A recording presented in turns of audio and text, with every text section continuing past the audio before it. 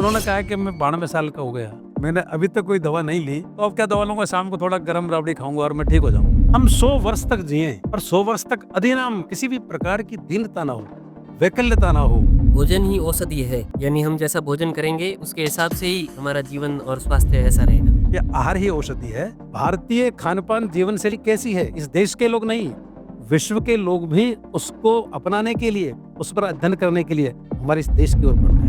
उस राज्याश्रय नहीं मिलने से, गवर्नमेंट सपोर्ट नहीं मिलने से लोगों में और तुरंत एलोपैथी का प्रभाव आया, तो वो तुरंत लोग उसकी तरफ बढ़े हैं। तो ऐसे जो मेदोविकार हैं, कफज व्याधियां हैं, यूरिनल डिसऑर्डर हैं, उनमें इस प्रकार के पानी का प्रयोग करना चाहिए। धर्म, अर्थ, काम और मोक्ष, इसका कोई मूल आधार है, आरोग्य है। लेकिन आचार्य सुश्रुत ने त्वचा के 7 लेयर्स की बात की है। एक पादप जो है, एक पौधा 10 पुत्रों के बराबर इस पर्यावरण को संरक्षण में अपनी भूमिका निभाता है। तो इससे अधिक देशों में आयुर्वेद की किसी न किसी प्रकार की टीचिंग ट्रेनिंग हो रही है। देश के बाहर ये गौरव की बात। हमारी central council of Indian medicine का, मैं भारत सरकार में जो देश की चिकित्सा पद्धति को, इसकी रेगुलेटरी बॉडी है, कैसे कॉलेजेस के मापदंड होने चाहिए, शिक्षा किस प्रकार की होनी चाहिए, उसका विगत 5 वर्षों तक मैं सदस्य भी रहा। आज के पॉडकास्ट में डॉक्टर गोविंद साहा जी शुक्ला, सर्वपल्ली डॉक्टर राधा कृष्ण आयुर्वेद विश्वविद्यालय जोधपुर के प्रोफेसर है, रस शास्त्र विभाग के आप एचओडी हैं, विश्व आयुर्वेद परिषद राष्ट्रीय अध्यक्ष भी हैं। नमस्कार गोविंद जी भाई साहब, आपका स्वागत है। आप आयुर्वेद के प्रोफेसर हैं, तो आयुर्वेद की जो अध्ययन करने का और रिसर्च का आपकी जो प्रारंभ से रुचि कैसे बढ़ी, और इसके पीछे कोई विशेष कारण कारण रहा या फिर अध्ययन ही ऐसा रहा उसके कारण ऐसा हुआ? नमस्कार। पहला प्रश्न ही आपने बड़ा एक रोमांचित करने वाला किया है। मैं क्या है कि अपने 5 भाई बहनों में सबसे छोटा था, और जब 3 बहनों के बाद में मैं हुआ, तो मेरा जो जन्म स्थान है वो गंगापुर सिटी के पास है। और गंगापुर सिटी में उस समय वैद्य गोविंद साय जी शर्मा विधायक हुआ करते थे। तो जो मेरे नाम जो रखा, वो मेरी नानी ने रखा, और उन्होंने कहा कि उसका नाम वैद्य गोविंद साय रखो। और कुछ संयोग ऐसा बना कि बस वो उनकी वैद्य बन गए। वैद्य बन गए। तो ये भी एक महज संयोग था। वैसे ही होता है। आपका आप डिपार्टमेंट में एक एचओडी हो। ये जो डिपार्टमेंट आपका है इसमें आप मतलब इसका हेतु क्या है, आयुर्वेद संबंधित और क्या है? अ, ऐसा है कि अभी जो हमारी शिक्षण प्रणाली है आयुर्वेद की, जिसको हमारी दिल्ली से जो इसकी रेगुलेटरी बॉडी है एनसीआईएसएम, तो उसके द्वारा जो हमारा पाठ्यक्रम है अभी 14 विभागों में चलता है। तो मैं जिस विभाग का विभागाध्यक्ष हूँ, वो औषध निर्माण को देखता है। क्वालिटी कंट्रोल, औषध की गुणवत्ता कैसी हो, अभी समसामयिक दृष्टिकोण से औषध की कैसी कल्पनाएँ हो, इन सारे विषयों पर, जिसे हम आर&डी सेक्शन भी बोलते हैं, तो ये विभाग मैं देखता हूँ। अ, फार्मेसी का जो काम है लगभग। फार्मेसी का जो काम है, रसायनशाला का, क्योंकि ये बड़ा महत्वपूर्ण काम है। जब हम आयुर्वेद चिकित्सा की बात करते हैं और आयुर्वेद में चिकित्सा में जब सिद्धि की बात करते हैं, तो आयुर्वेद चिकित्सा के चतुष्पाद बताए हैं कि 4 पाद यदि ठीक होंगे, यदि ये चौखट ठीक होगी, तो उस चिकित्सा में सिद्धि मिलेगी। तो वहाँ पे लिखा है कि भिषक द्रव्याणि उपस्थाता रोगी पाद चतुष्टयम। चिकित्सक सुयोग्य होना चाहिए, और दूसरे ही नंबर पर द्रव्याणि बहुकल्पम बहुगुणम संपन्नम योगम औषधम। यदि औषधि ठीक होगी, तो फिर चिकित्सक ठीक है, औषधि ठीक है, तो फिर परिचारक है, रोगी है, उसको हम कन्विंस कर सकते हैं, उन पर अपनी दृष्टि रख सकते हैं। लेकिन दोनों विषय, दोनों पाद बड़े महत्वपूर्ण हैं। जो चिकित्सा का दूसरा पाद है, औषधि वाला, उसको मैं अपने विभाग में देखता हूँ। आयुर्वेद क्या वैद्य है, और आयुर्वेद का मूल सिद्धांत क्या है, और उसका ऐतिहासिक महत्व क्या रहा है? देखिए, ऐतिहासिक महत्व तो मैं इस विज्ञान को, ये भारत का चिकित्सा विज्ञान है। इस देश का वैज्ञानिक स्वास्थ्य को लेकर के हमारी जो वैज्ञानिक चिंतन है, वो आयुर्वेद है। तो हमारी जो स्वास्थ्य की संकल्पना है इस देश की, आप देखिए कि जब हम किसी को प्रणाम भी करते हैं, तो हमें आशीर्वाद देते हैं कि 100 साल जियो, शतायु जीवन भवः। तो ये जो शतायु जीवन भवः की जो संकल्पना है, जो व्यवहार लोक प्रचलन में आई हुई है, ये सामान्य विषय नहीं है। ये वैदिक काल में जब हम अनुशीलन करेंगे वेदों का, तो वहां पर भी जो स्वास्थ्य की संकल्पना है, पश्चिम सर्वदय सतम, श्रृणुयाम सर्वदय सतम, प्रब्रवाम सर्वदय सतम। हम 100 वर्ष तक जिए और 100 वर्ष तक अधिनाम किसी भी प्रकार की दीनता ना हो, वैकल्यता ना हो, श्रुण्याम हम सुनते हुए जिएँ, देखते हुए जिएँ। तो हमारे जो देश की जो हमारी स्वास्थ्य की संकल्पना है, वो 100 साल तक स्वस्थ रहते हुए जीने की संकल्पना है। और जो इस स्वस्थ रहने की संकल्पना है, उसको यदि संपूर्ति होती है, तो ऐसा नहीं कि आचार्यों ने, हमारे ऋषियों ने या हमारे वैज्ञानिकों ने मात्र इतना कहा हो कि 100 साल जीजिए, लेकिन 100 साल जीने का मार्ग भी बताया है। तो अष्टांग संग्रह का जब पहला ही हम सूत्र देखते हैं, तो वहाँ पे लिखा है कि आयु कामय मानेन धर्मार्थ सुख साधनम आयुर्वेदोपदेशेषु विधेय परमादरे। कि जो आयु की इच्छा रखते हैं और जो आयु के अंदर ही धर्म, अर्थ और काम, मोक्ष निहित है, आरोग्य ही उसका मूल है। पुरुषार्थ चतुष्टय का मूल आधार है तो वो आरोग्य है। और यदि आरोग्य की प्राप्ति करनी है तो आयुर्वेदोपदेशेषु विधेय परमादरे, जो आयुर्वेद की जीवन सिद्धांत है, उन सिद्धांतों का यदि आप पालना करेंगे तो निश्चित रूप से जो वैदिक संकल्पना हमारी है शतायु जीवन की, वो पूरी होती है। आयुर्वेद में भोजन ही औषधि है, यानी हम जैसा भोजन करेंगे उसके हिसाब से ही हमारा जीवन और स्वास्थ्य ऐसा रहेगा। उसकी मूल अवधारणा क्या है आयुर्वेद में? देखिए, मैंने अभी आपको कहा कि बिना किसी औषधि के शतायु जीवन हो, तो शतायु जीवन होने के इस शरीर के त्रय उपस्तंभ बताए आयुर्वेद में कि 3 पिलर हैं। उन 3 पिलर पर यदि आप ध्यान देते हैं, तो आप शतायु जीवन प्राप्त कर सकते हैं। तो उसमें है आहार, निद्रा और ब्रह्मचर्य। तो आहार जो है, शोचानाम सर्वेषाम आहार शुद्धि विशिष्यते। हमारा आहार कैसा है? जैसा खाए अन्न वैसा हो मन, ये हम लोग प्रचलन में भी आ रहा है। तो हमारी जो आहार की संकल्पना है, बड़ी विशद संकल्पना है और किस प्रकार का आहार होना चाहिए, किस ऋतु के अनुसार होना चाहिए, एक बड़ा व्यापक विषय है। तो यदि हम आहार की ही बात करते हैं, तो आहार तो एक बहुत बड़ा व्यापक विषय है, जैसा मैंने अभी आपको कहा, क्योंकि हमारा आहार कैसा होना चाहिए। यदि समय मिले तो पूरा विषय अपना आहार पे हो सकता है, लेकिन मैं संक्षिप्त में आपको ये बताऊँ हाँ, हाँ। कि आहार ही औषधि है। ये निश्चित रूप से, क्योंकि हमारे जितने भी द्रव्य हैं, जब आयुर्वेद में हम बात करते हैं, तो एक तो रस प्रधान द्रव्य हैं और एक वीर्य प्रधान द्रव्य हैं। तो जितने भी औषध द्रव्य हैं, वो वीर्य प्रधान है। जैसे हम अदरक है, लौंग है, काली मिर्च है, जीवंती है या ब्राह्मी है, शतावरी है, ये सारे के सारे वीर्य प्रधान द्रव्य हैं। उनकी पोटेंसी ज़्यादा है, शीघ्र काम करेंगे। लेकिन जीवन जीने के लिए जो आहार है, वो रस प्रधान द्रव्य है। तो इन आहार द्रव्यों का जो प्रयोग है, वो ऋतुओं के आधार पर करना, व्यक्ति प्रकृति के आधार पर करना, भोजन कैसे करना, ये बहुत बड़ा एक विस्तृत विवेचन है आहार के संदर्भ में। तो उस पर आप जो भी पूछें मैं आप आहार में अभी जैसे एक जंक फूड और आधुनिक जो भोजन चल रहा है, पश्चिम से भी आया, चाइना से भी आया, जो अलग-अलग स्टॉलें भी अपने यहाँ दिखती है। उससे तो फिर आयुर्वेद का एकदम गड़बड़ा ही जाता है। बिल्कुल गड़बड़ा जाता है और उस आहार के कारण ही आज बहुत सारी बीमारियाँ दिख रही हैं। मैं आपको छोटा-सा एक मैं आपको कहना चाहूँगा कि अभी कोविड के कालखंड में, जो महामारी का कालखंड था, उस कालखंड में ऐसे देश जिनकी पॉपुलेशन कम थी, वहाँ पर मृत्यु दर बहुत ऊपर रही है। जबकि हमारे देश की पॉपुलेशन बहुत ज़्यादा है। दुनिया का सबसे बड़ा जनसंख्या के दृष्टिकोण से हमारा जो देश है, जिसकी घनत्व ज़्यादा है, डेंसिटी ज़्यादा है पॉपुलेशन की, लेकिन उस जनसंख्या को देखते हुए भी जब हम मृत्यु दर का आकलन करते हैं, तो वो हमारी कम रही। तो उस पर बड़ा विचार हुआ है, उस पर बड़े शोध हुआ है और उसके जो मूल कारण माना है, वो यही माना है कि आपने जिन जंक फूड का उदाहरण दिया, वो प्रचलन में आ गया है।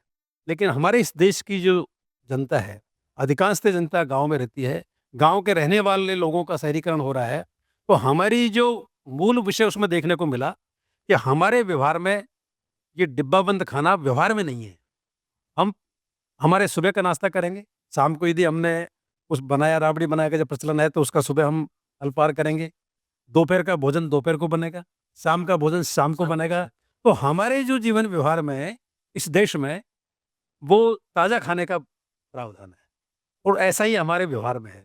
वो ठीक है, आजकल जो एक दौर चल रहा है, उस दौर में ये सब विकृतियाँ हैं और निश्चित रूप से इन पर समझदारी बढ़नी चाहिए। लोगों के बीच में जाकर के जागरूकता के कार्यक्रम करना चाहिए और लोग उसके दुष्परिणाम से अब जागरूक हो रहे हैं। भारतीय खान-पान जीवन शैली कैसी है? इस देश के लोग नहीं, विश्व के लोग भी उसको अपनाने के लिए, उस पर अध्ययन करने के लिए हमारे इस देश की ओर बढ़ रहे हैं। ये जंक फूड वाला जो चाट का तो चल ही पड़ा है। तो मुझे लगता है कि हमको ऐसा ही कुछ नवाचार करना चाहिए कि आयुर्वेद संबंधित कुछ चीज़ें हो, जिसका हम चाट और ऐसे लगाया जा सकता है। बिल्कुल, बिल्कुल, ये बहुत प्रचलन में है और जागरूकता के दृष्टिकोण से अभी आप देखिए कि मैं विश्वविद्यालय में यहाँ पर हूँ, लेकिन 1997 में माननीय ओम प्रकाश जी, रामकृष्ण जी भिड़े जो विश्व का कार्य देखते थे, उन्होंने संपूर्ण विश्व के स्वास्थ्य का चिंतन किया और चिंतन करते हुए बनारस में कुछ लोगों ने एक संगठन का बारे में संकल्पना की, विश्व आयुर्वेद परिषद।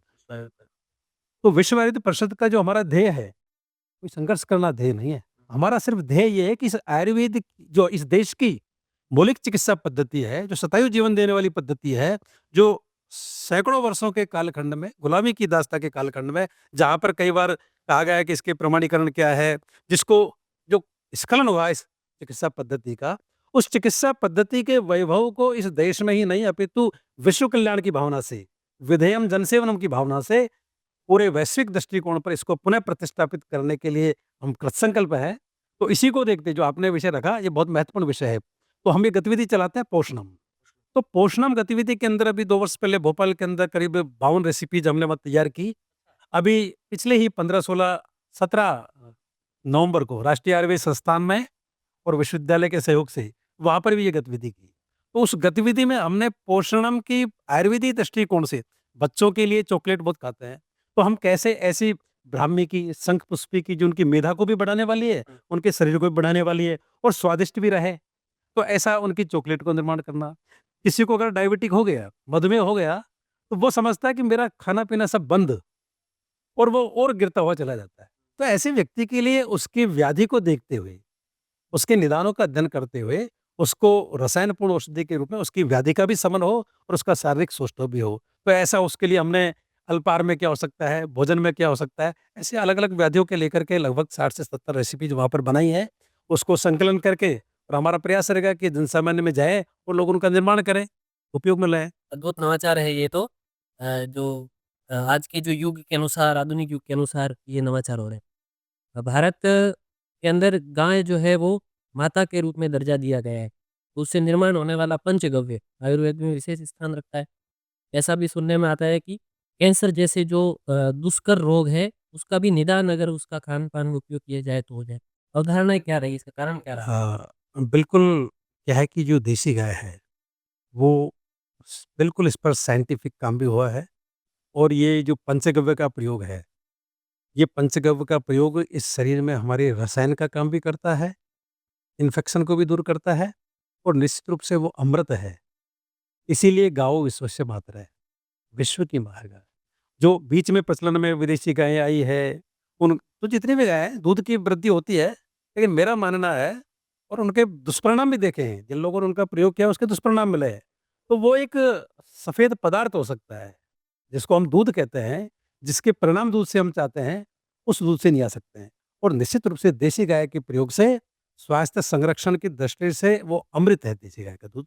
और देशी गाय का दूध ही नहीं अपितु उससे बनने वाले जो पंचगव्य हैं, उन पंचगव्य पर विभिन्न प्रकार से औषधों के निर्माण में, विभिन्न प्रकार की व्याधियों के निर्माण में हम औषधियों के निर्माण में प्रयोग करते हैं। गौमूत्र का बहुत सारा प्रयोग करते हैं, गोरस का बहुत प्रयोग करते हैं, गाय के घी का तो अनुपम प्रयोग है। आज यदि हम कहते हैं कि देसी घी खाना है, देसी दूध पीना है, तो हम तो ये पूछते हैं कि आपके घर में गाय है क्या? अगर गाय है तो आप पवित्र खा रहे हैं, प्योरिटी से खा रहे हैं। अन्यथा आज का जो बाज़ारीकरण में जिस तरह का उम, एक अपवित्रता सी है इन उत्पादों में, उससे स्वस्थ नहीं हो सकते हैं। आप संतुष्ट भले क्षणिक रूप से हो सकते हैं। तो हम तो ये कहते हैं कि मकानों में भी आप गैरेज बनाते हैं और ऐसा कुछ परमात्मा की कृपा हो कि घरों में गाय के प्रति भी कार रखने के लिए जगह हो ना हो, लेकिन गाय बाँधने की जगह होनी चाहिए। तो ऐसा भी देश में अभियान होना चाहिए अगर हम दवाइयों का बजट कम करना चाहते हैं। दूध है, घी है, जो गाय के जो ऐसे पदार्थ हैं जिसको हम सेवन करते हैं आम तौर पर, तो फल सब्जी के रूप में ऐसे प्रचलन में है, आधुनिक युग के अंदर भी ये सुपर फूड है, ये उपयोग किए जाने चाहिए। और दूसरा एक तरफ ये भी देखने को मिलता है कि आधुनिक चिकित्सा पद्धति में जब भी कोई होता है तो क्या दूध और घी छोड़ दो। बाकी ये तो सुपर फूड के रूप में भी आ सकता है, तो ऐसा क्यों है? कारण क्या है? देखिए, ये आधुनिक चिकित्सा पद्धति सारी चिकित्सा पद्धतियों का सम्मान है। सभी चिकित्सा पद्धतियों की अपनी विशिष्टताएँ हैं। लेकिन एक औषधि के नाम पर कि मेडिसिन क्या है? ये बहुत बड़ा एक विषय है जिस पर चिंतन होना चाहिए, जिसमें बहुत सारे केमिकल्स हैं, जिनकी साइंटिफिक रिसर्च हो रही हैं।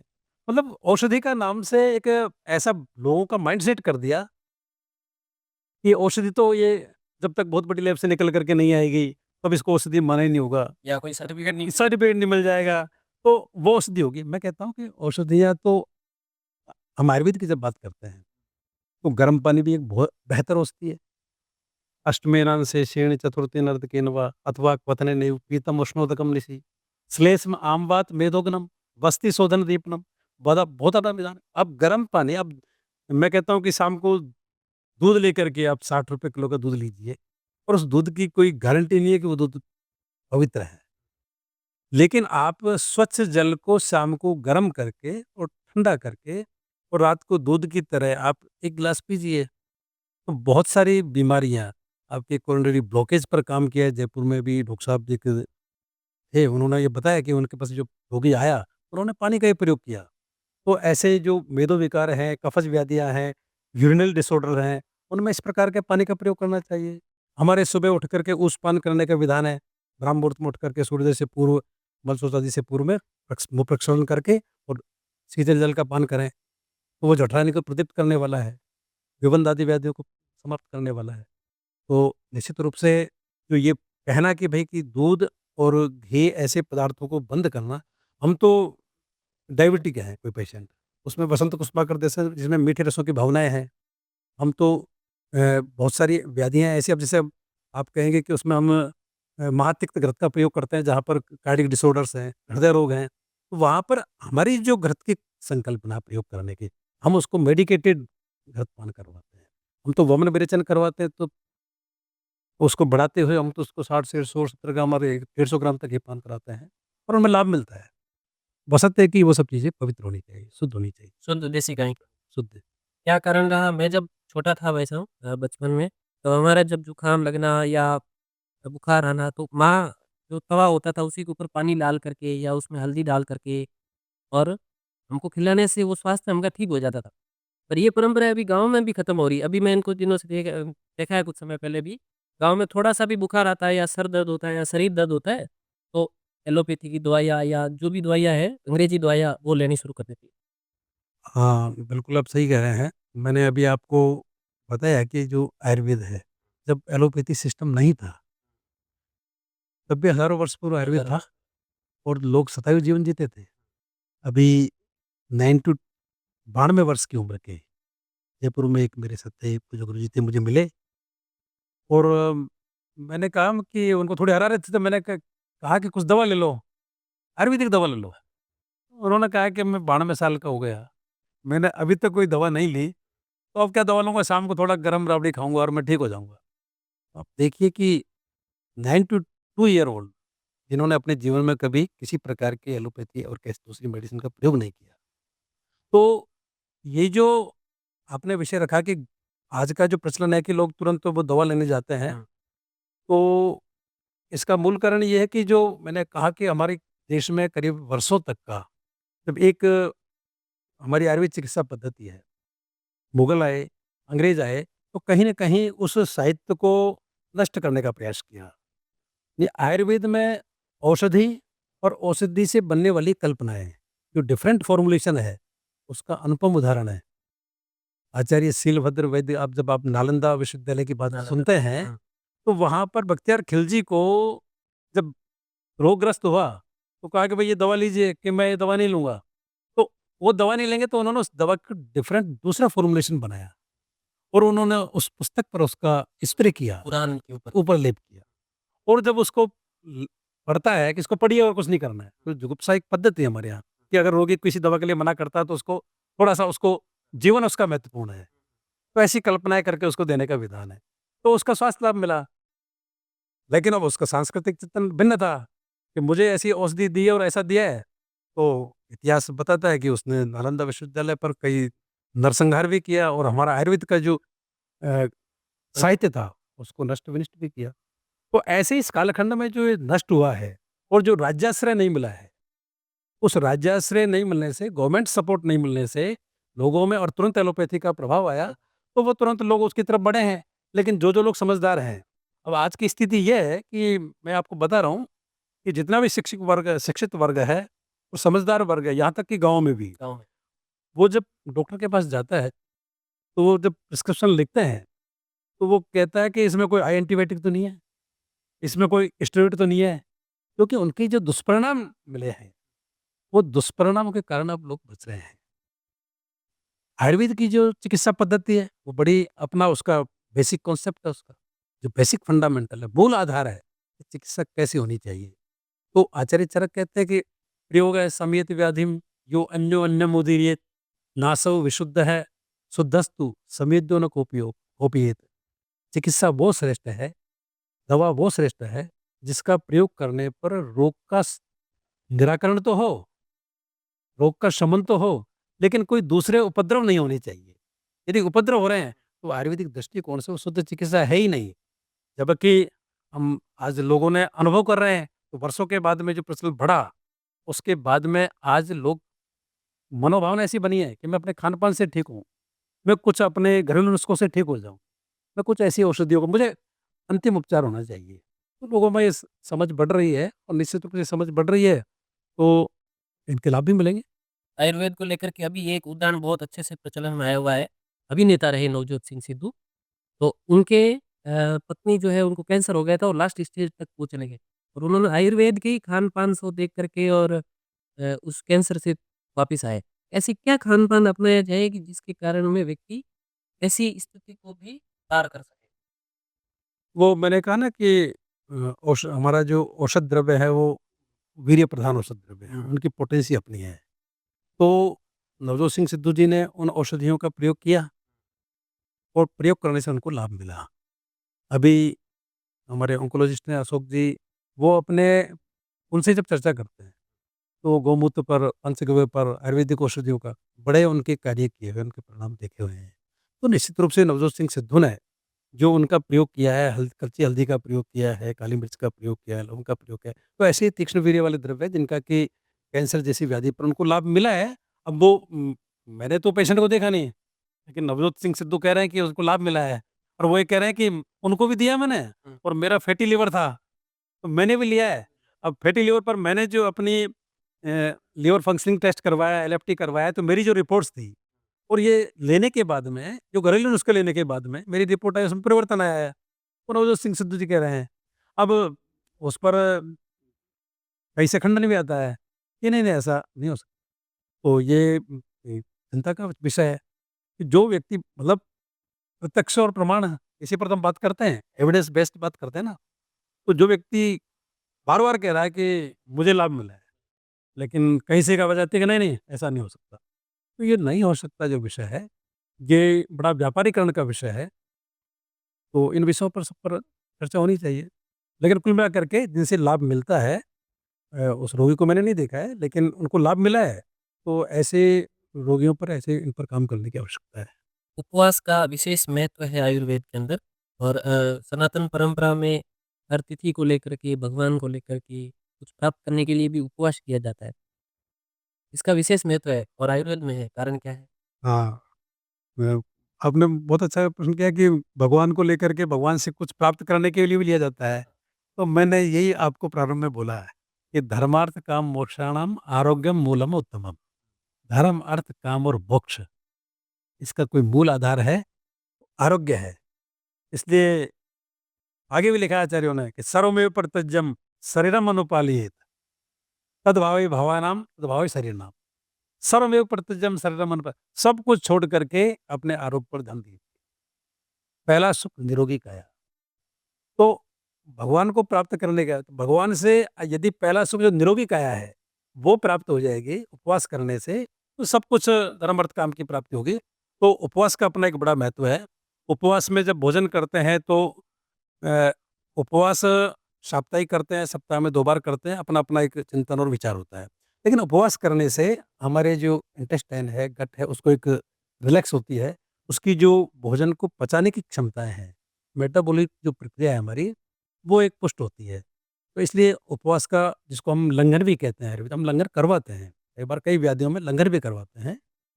लंघन में तो उपवास, उपवास, हाँ। मतलब भोजन जब हम नहीं लेते हैं तो उसको लंघन बोलते हैं। तो लंघन से क्या है कि अग्नि प्रदीप्त होती है, हमारा भोजन पचाने की क्षमताएँ बढ़ती है और फिर भोजन जब लंघन करने के बाद में लेते हैं, तो रुचिकर भोजन हम लेते हैं। लेकिन इतना अवश्य मैं सुनने वाले सभी श्रोताओं को ये भी कहना चाहूँगा कि जब लंघन करें, तो फिर एकदम लंघन के बाद में आप ऐसा नहीं गरिष्ठ भोजन ले लें, बहुत अधिक मात्रा में भोजन लें। भोजन की तो बहुत बड़ी एक प्रक्रिया है, उष्णम अश्नीयात, गर्म भोजन करना चाहिए, स्निग्धम अश्नीयात, स्निग्ध भोजन करना चाहिए। अजावत चर्वणम कुर्यात, भोजन को ठीक से चबा करके भोजन की प्रक्रिया यहाँ से प्रारंभ हो जाए मुँह से, लार से, तो ऐसा अजावत भोजन चर्वणम कुर्यात। काल भोजनम आरोग्यकरणम, स्वास्थ्य के लिए सबसे श्रेष्ठ कर है, तो काल भोजनम आरोग्यकरणम, आप समय पर भोजन करने का प्रयास करें। कभी ऐसा एक ये मेरे सारे विषय जो मैंने क्योंकि मूल विषय मैं स्वास्थ्य संरक्षण को लेकर के आपके साथ चर्चा कर रहा हूँ, तो हमारे जो खाने की जो पद्धति है, उन पद्धतियों में बड़े एक जागरूकता लाने की आवश्यकता है। तो समय पर भोजन करें, समय पर भोजन की जो स्वभाव बदलता जा रहा है, उसके कारण पूरी उनका डाइजेस्टिव सिस्टम बिगड़ता है और अ, उसके कारण सभी प्रकार की मैं कहता हूँ कि अग्नि के दुर्बल होने के कारण में बहुत सारी बीमारियाँ उत्पन्न होती हैं। आयुर्वेद पे ऐसी धारणाएँ हैं आम समाज में, आयुर्वेद का जो उपचार है वो धीरे-धीरे होता है, वैद्यशालाओं के अंदर जब उस पद्धति से करते हैं, एकदम रोग आ जाता है उसके बाद में। ऐसा क्यों है? हाँ, ये बहुत सारे हमारे देखो उम, हमारी रची-बसी चिकित्सा पद्धति है। तो पहले क्या था कि एक तो आयुर्वेद के संदर्भ में हमारी जो चिंतन है भारतीय संस्कृति का चिंतन, "न तु कामे राज्यं न स्वर्गं न पुनर्भवम्, कामे दुष्प्तप्तानां प्राणिनां आर्तिनाशनम्।" बीमार स्वस्थ जीवन शैली थी, खान-पान बढ़िया था, औषधि, एकल औषधि का प्रयोग करना, धीरे-धीरे उसका प्रयोग करना। धीरे-धीरे जब जैसे-जैसे आवश्यकता हुई, अनुसंधान हुआ, तो जो हम कहते हैं कि आयुर्वेदिक औषधि धीरे-धीरे प्रयोग करती है। अभी आप शाम को अरहर का प्रयोग कीजिए, आप अरहर को भून करके सेंधा नमक मिला के लीजिएगा, सुबह आपको 8 घंटे में विरेचन हो जाएँगे। आप 3 दिन तक आप उसको लीजिए, आपका पेट साफ रहेगा, पेट साफ होने पर आपका और पूरा सिस्टम पूरा ठीक होगा। तो धीरे-धीरे काम करने का मतलब वो किसी प्रकार की निरापद औषधि हैं। लेकिन जब 12वीं सदी में हर्बल मिनरल ड्रग्स का प्रयोग आया, रसौषधियों का प्रयोग आया, तो वहाँ पर तो आचार्य खुद कहते हैं कि जो हर्बल मिनरल ड्रग्स हैं, जो हम धातु में प्रयोग करते हैं, खनिज द्रव्यों का प्रयोग करते हैं, वो कहते हैं कि अल्पमात्रोपयोगित्वात्, अरुचिर अप्रसंगतः, क्षिप्रम आरोग्यदायित्वात्, औषधेभ्यो अधिको रसः। कि जो रसौषधियाँ हैं, हर्बल मिनरल ड्रग्स हैं, 12वीं सदी के बाद में बड़ा अनुसंधान और एक आवश्यकता के अनुसार, हो सकता है कि प्रारंभ में उनकी आवश्यकता कम रही होगी, लेकिन 12वीं सदी के बाद में एक आवश्यकता रही और उसी सिद्धांत पर कि कॉम्प्लिकेशन नहीं होने चाहिए, तो कम मात्रा में भी औषधि प्रभावी हो और क्षिप्रम आरोग्यदायित्व, बहुत तेज़ी से उसका असर मिले। बहुत सारी ऐसी औषधियाँ हैं जिनका कि बड़ा तुरंत असर उनका प्रभाव शरीर पर देखने को मिलता है। मैंने कहा ना कि अलग-अलग फ़ॉर्मूलेशन बनाते हैं, तो बायो अवेलेबिलिटी जो है कि औषधि अपने शरीर में कितना उसका एब्ज़ॉर्ब हो रहा है। बहुत सारी औषधि मुँह से लेंगे, वो कितना शरीर में प्रतिशत में अपने रक्त में जाएगी। बहुत सी जैसे प्रदमन नश्य है, हम नाक में एक पाउडर डालते हैं और फूँक मारते हैं, नाक से सीधी वो नासाई सरसों-दारम, वो तुरंत प्रभाव करती है। ऐसी बहुत सारी औषधियाँ हैं जो शीघ्रता से प्रभाव करती है, लेकिन मूल सिद्धांत ये है कि वो निरापद होनी चाहिए, कोई कॉम्प्लिकेशन नहीं होनी चाहिए। भारत में से बहुत सारे विख्यात भी है और मेरे गाँव में भी ऐसे एक वैद्य हुए, जिनके पास में अब ऐसे जो वैद्य हैं उनके पास में कोई सरकारी रूप से जो डिग्री प्राप्त नहीं है या आयुर्वेदिक कोई संस्थान से डिग्री प्राप्त नहीं है। तो और उनका निराकरण भी होता है और अच्छे वो रोग के निदान करते हैं। तो ये आयुर्वेद की जो मूल सरकारी तंत्र है उसको मान्यता देता है क्या? नहीं, ये एक व्यवस्था ऐसा एलोपैथी में भी है, आयुर्वेद में भी है। बहुत से लोग हैं जो एलोपैथी की डिग्री नहीं ले रखी है, लेकिन फिर भी वो अपने अभ्यास से प्रैक्टिस करके किसी के पास रह करके वो अपना चिकित्सा करते हैं। और इसी तरह आयुर्वेद के भी लोग हैं। बहुत से लोग हैं जो अच्छे वैद्यों के साथ रह करके और अच्छी चिकित्सा करते हैं, लेकिन वैधानिक रूप से इल्लीगल है। ये ऐसा चिकित्सा वो नहीं कर सकते हैं, लेकिन वो करते हैं और किसी प्रकार का कॉम्प्लिकेशन होता है तो उन पर निश्चित रूप से एक कार्रवाई सरकारी बनती है। तो इसको वैध नहीं कहा जा सकता। जो डिग्री प्राप्त किए हैं वही वैद्य है या डिग्री जो प्राप्त की है, गवर्नमेंट से? बिल्कुल, बिल्कुल, डिग्री जिन्होंने प्राप्त की है, वही चिकित्सक माने जाएँगे, वही चिकित्सा कर सकते हैं। आयुर्वेद का एक छोटा विज्ञान नहीं है कि आपने कुछ दवाइयाँ दे करके चिकित्सा प्रारंभ कर दी। आयुर्वेद का जब हम पूरा आपको देखेंगे, तो आयुर्वेद की एनाटॉमी, फिजियोलॉजी, पैथोलॉजी, निदान की पद्धतियाँ, भ्रूण विज्ञान, दांतों की, आँखों का, मतलब सर्वांग शरीर जो षडंग शरीर है, पूरे शरीर का एक चिकित्सा विज्ञान है और बड़ा बारीक विज्ञान है। न्यूमरोलॉजी का जब बात करेंगे भ्रूण विज्ञान का, तो मासानुमासिक गर्भ की जो वृद्धि होती है, उसके बारे में जो उसकी साइज़, शेप जो बताई है आचार्य सुश्रुत ने, अब आता पर रह सकते हैं। देखते रहेंगे। हम स्किन की जब बात करते हैं, हम डर्मिस, एपिडर्मिस, हम 2 भेद की बात करते हैं। लेकिन आचार्य सुश्रुत ने त्वचा के 7 लेयर्स की बात की है। एक-एक हड्डी की बात की है। कितनी शरीर में हड्डियाँ हैं? कई वर्षों पहले। कई वर्ष, हज़ारों वर्ष हजार। पहले। तो कितना बड़ा ये उनके पास में कोई क्या उनको, मैं तो ये कहता हूँ कि जो हमारा विषय है, आज हम लेबोरेटरी में जाँच कर रहे हैं और कहते हैं कि कई बार कहते हैं कि औषधि के आप लेबोरेटरी टेस्ट करवाइए। वो अगर वहाँ से हमको सर्टिफ़िकेट मिलेगा तो हम मानेंगे। लेकिन वो लेबोरेटरी को भी आदमी उसको संचालित कर रहा है, व्यक्ति करता है। व्यक्ति में कई प्रकार का जो गिरावट आ सकती है। लेकिन जो आयुर्वेद विज्ञान है, ये ऐसा विज्ञान है जो जिसके लिखा है कि रजस्तमोभ्याम निर्मुक्ता तपो ज्ञान बलेनी आपता सृष्टा विबुधास्ते ते कस्मात्। ये ऐसा है कि जो रज और तम से मुक्त ऋषि मुनि है, जिन्होंने केवल विश्व कल्याण का भाव था, मानव कल्याण का भाव था, जीव कल्याण का भाव था, उनका निजी कोई हित नहीं था।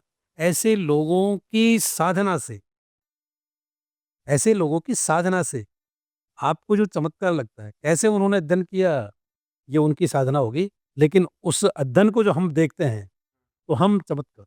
हम एकदम हतप्रभ है कि कितना बारीकी से उन्होंने अध्ययन किया है। चिकित्सा पद्ध अभी आपने आयुर्वेद में ऐसे कुछ पद्धतियों के नाम बताए, अलग-अलग जो प्रकार है उसके।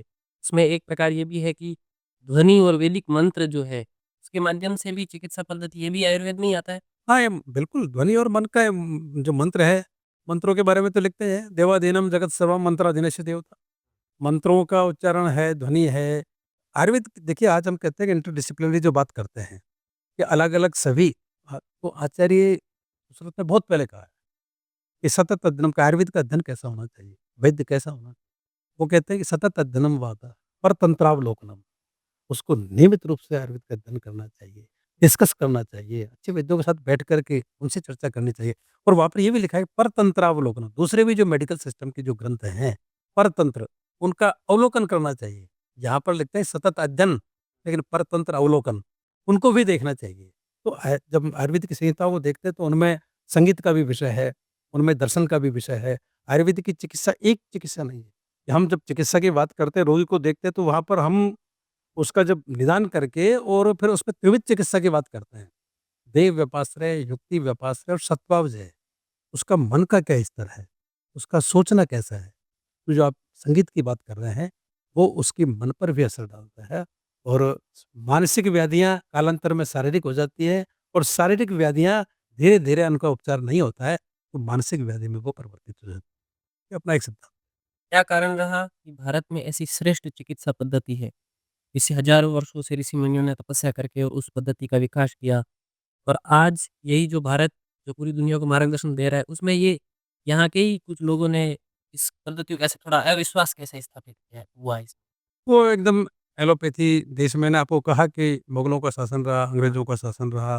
भारत की अपनी आयुर्वेद चिकित्सा पद्धति नहीं है, भारत का तो एक इतना बड़ा एक ज्ञान विज्ञान की उज्ज्वल और श्रेष्ठ परंपरा है।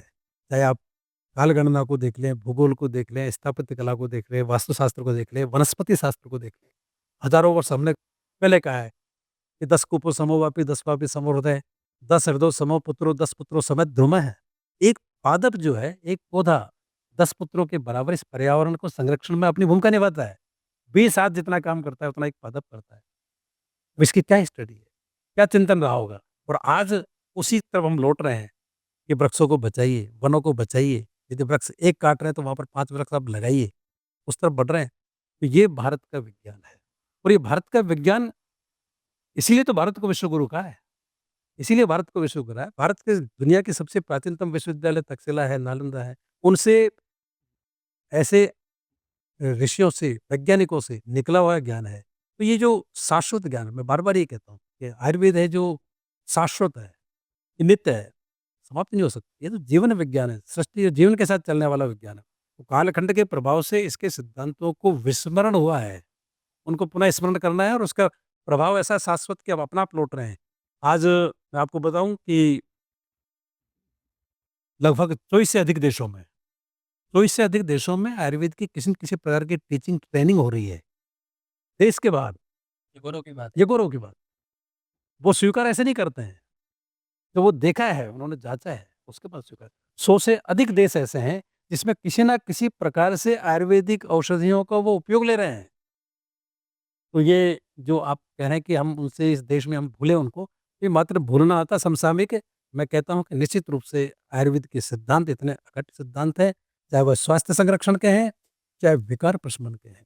निश्चित रूप से वो पुनः प्रतिष्ठापित होंगे और वैश्विक स्तर पर उसकी स्वीकार्यता बढ़ रही है। इतनी स्वीकार्यता बढ़ रही है वैश्विक स्तर पर भी और इसका लाभ भी है और भारत की पद्धति है। फिर भी जब नीट क्लियर करके विद्यार्थी जाता है, वहाँ पहले एलोपैथी आती है, फिर आयुर्वेद आती है। और उसमें भी अगर किसी विद्यार्थी को आयुर्वेद भी पसंद नहीं, तो वो होम्योपैथी भी ले लेता है या फिर उधर पशु चिकित्सा में भी चला जाता है। हाँ, क्या कारण रहा है? वो उसके कारण देखिए ऐसा है कि अभी तक जो ये स्थिति थी उसमें परिवर्तन हो रहा है। अब बहुत सारे ऐसे भी हैं जो अपनी प्राथमिकता पे आयुर्वेद को रख रहे हैं। लेकिन उसमें गवर्नमेंट सपोर्ट की आज हमें हर्ष का विषय हमारे लिए है कि आयुर्वेद की जो मैं कहता हूँ वकालत कर रहे हैं। जो हमारे एम्बेसडर वो तो देश के माननीय यशस्वी प्रधान नरेंद्र मोदी जी हैं। हर मंच पर उनके आने के बाद में आयुर्वेद के कितने रिसर्च सेंटर खुले हैं, जो राष्ट्रीय स्तर के केंद्र हैं। दिल्ली में अखिल भारतीय आयुर्वेद संस्थान है, उसी का सैटेलाइट सेंटर गोवा में खुला है, राष्ट्रीय स्तर का। जयपुर में राष्ट्रीय आयुर्वेद संस्थान है, उसी का सैटेलाइट सेंटर पंचकुला में खुला है। तो ऐसे जो रिसर्च सेंटर खुलेंगे और शोध के बाद में शोध परक ज्ञान जब हमारे गले पर उतरेगा, तो उसकी तरफ उसको स्वीकार्यता बढ़ेगी और लोगों में उसका रुझान आएगा। निश्चित रूप से आज एलोपैथी की तरफ दूसरी प्राथमिकता पे रहते हैं, आयुर्वेद इसमें कोई विशेषता नहीं, अधिकांश है, क्योंकि जो अधिक है, वो उसी को माना जाएगा। तो अब आने वाले समय में परिवर्तन हो सकता है। लेकिन अभी आपने कुछ दिन पहले रोज़गार के अवसरों की जब बात करते हैं, अभी एक पेपर में मैंने 1-2 दिन पहले पढ़ा था कि ब्रिटेन को भाया आयुर्वेद, 10,000 चिकित्सक उनको लेने होंगे। तो 10,000 चिकित्सक कहाँ से जाएँगे? आयुर्वेद चिकित्सक जाएँगे तो कहाँ से जाएँगे? वो भारत से जाएँगे। तो भारत से जाएँगे तो भारत से वो लोग जाएँगे, जो आयुर्वेद को ठीक से समझेंगे। आज के 30 वर्ष पहले की बात मैं आपको बताता हूँ कि पंचकर्म जैसी विधा हमारी समाप्त प्राय सी थी। अग्निकर्म, विद्धकर्म, बहुत सारी विधाएँ हैं। ब्रह्म चिकित्सा, जो विस्मृत हो गए, उन पर काम हो रहा है। नाड़ी का इतना विशद ज्ञान हमारे तो कई मित्र कहते हैं जो एलोपैथी साइड के कि यार आप लोगों की ये बड़ी प्रॉब्लम है कि हमारे 2 बातें आपकी ऐसी जो हमको बड़ी परेशान करती है। क्या बात है? एक तो कोई मरीज आता है, वो सबसे पहले आकर अपना हाथ दिखाता है कि नाड़ी मेरी नाड़ी देखिए कि आप मेरे का हम नाड़ी हमको क्या देखना है? और नाड़ी हम देखने के बाद एक बार उसको चुप करा देता है।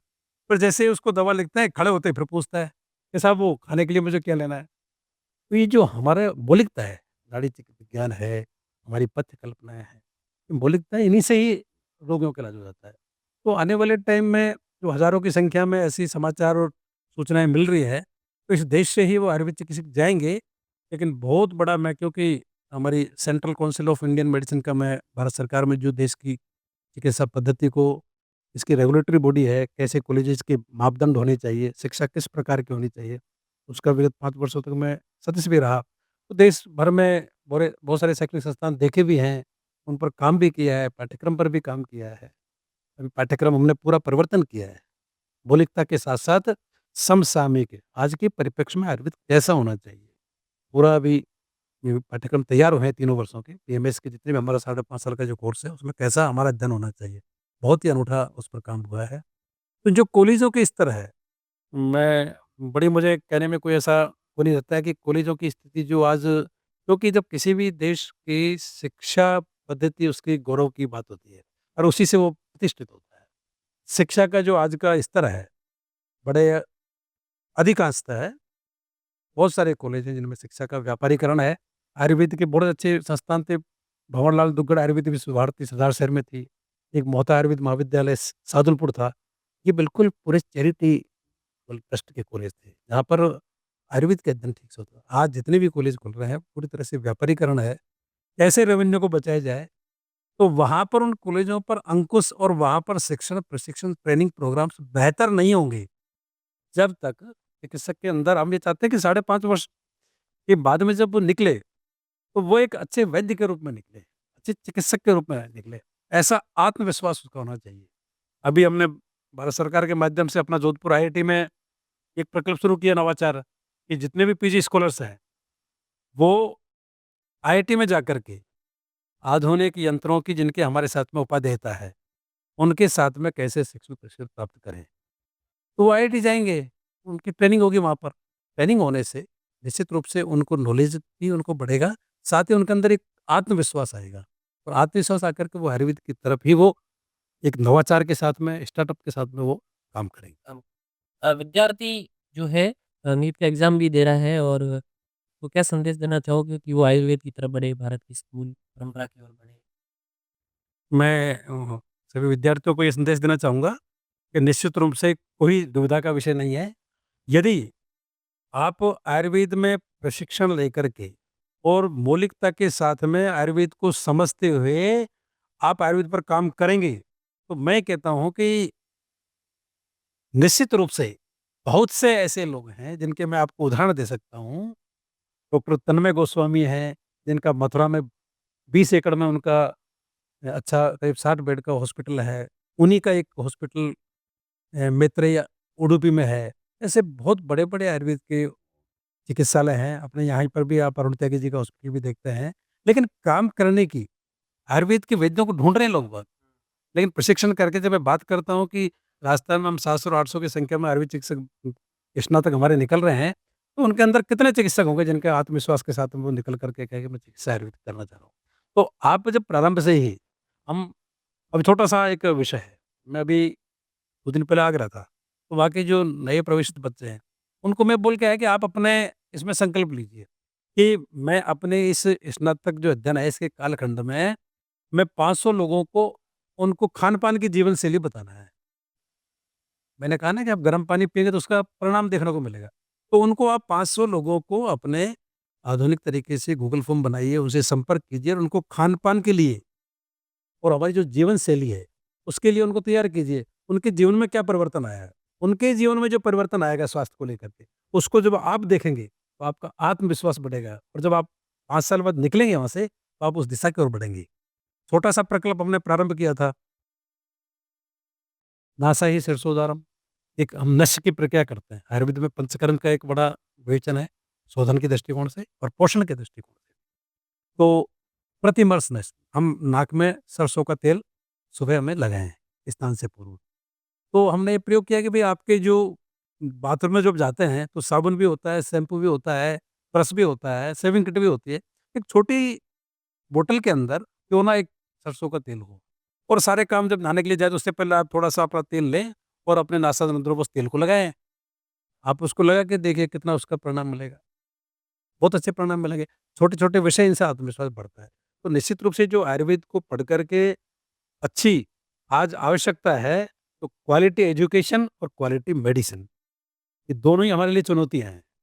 संस्थानों में ठीक प्रकार का अध्ययन होना नितांत आवश्यक है, और ठीक प्रकार की औषधि द्रव्यों की आपूर्ति होना, आज जिस प्रकार से हर्बल जो अपने औषधि द्रव्यों की आपूर्ति, वो जितनी हमको होनी चाहिए उतना उनका उत्पादन नहीं होता है, लेकिन फिर भी औषधियाँ बहुत बन रही हैं।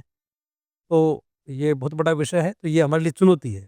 तो अगर हम क्वालिटी एजुकेशन और क्वालिटी मेडिसिन की तरफ बढ़ेंगे, तो निश्चित रूप से उसके अच्छे परिणाम आएँगे। आयुर्वेद जीवन जीने की श्रेष्ठ पद्धति है। उसके माध्यम से आचार, आहार, विहार और शतायु प्राप्त जीवन जी सकते हैं। ऐसा श्रेष्ठ जीवन जीने की पद्धति आयुर्वेद है। आज गोविंद शाह शुक्ला जी के साथ में इस विशेष पॉडकास्ट में इस प्रकार की चर्चा हुई। ऐसे ही श्रेष्ठ और महापुरुषों के साथ में मिलते रहेंगे। नमस्कार। नमस्कार।